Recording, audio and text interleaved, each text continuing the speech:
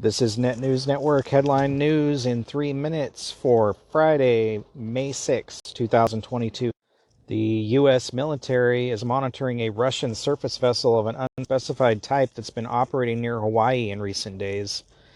The U.S. Indo-Pacific Command, Indo-PACOM, told Hawaii's KOHN2 News channel on Sunday that we are monitoring a Russian surface vessel operating in international waters in the vicinity of Hawaii. The tactics, techniques, and procedures that we saw the Soviets doing back in the Cold War seem to be resurfacing again under the Russian banner. This looks like one of those issues that I would point to Russian intelligence ships potentially off the shore of Hawaii. Chinese authorities held an emergency meeting with senior representatives of large local and foreign banks on April 22nd to discuss how to protect overseas assets from sanctions such as those that Washington and its allies imposed on Russia after it invaded Ukraine. This is from the Asia Financial Times. Officials from the People's Bank of China and the Finance Ministry attended the meeting, which included HSBC and numerous other foreign banks. The Times reported the sources as saying the people said China was alerted to the possibility its overseas investment holdings could be at risk after Russia's assets were seized by the U.S.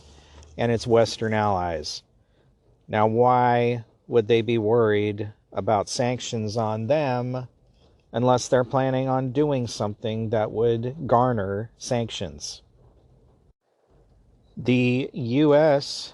is facing a looming catastrophe as the price of diesel hits all-time high, threatening the trucking industry. The cost of trucks taking to the highway will be hitting Americans down the road as record diesel fuel prices are slamming the transportation industry. The average price of a gallon of diesel fuel was $5.32 on Monday, setting a record for the second day in a row, according to AAA. The price was a 72% increase from the average price of a year ago, which was $3.08 a gallon, according to AAA. Things at the grocery store will become more expensive because of diesel. Take a cruise, it's going to be more expensive. Getting on a plane, it's going to be more expensive. Filling up is going to be more expensive, said Patrick DeHaan, the head petroleum analyst at Gas Buddy. I really don't see the situation improving drastically anytime soon, DeHaan said. It certainly will take time and additional refining capacity to boost up the supply of diesel and jet fuel back to adequate levels. Truckers are also pinched by the increase because they pay out more without their revenue increasing.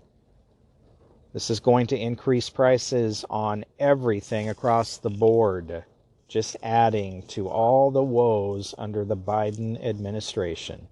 And in some more bad news for the U.S. labor market, employers posted a record 11.5 million job openings in March, meaning the United States now has an unprecedented 2 job openings for every person who is unemployed.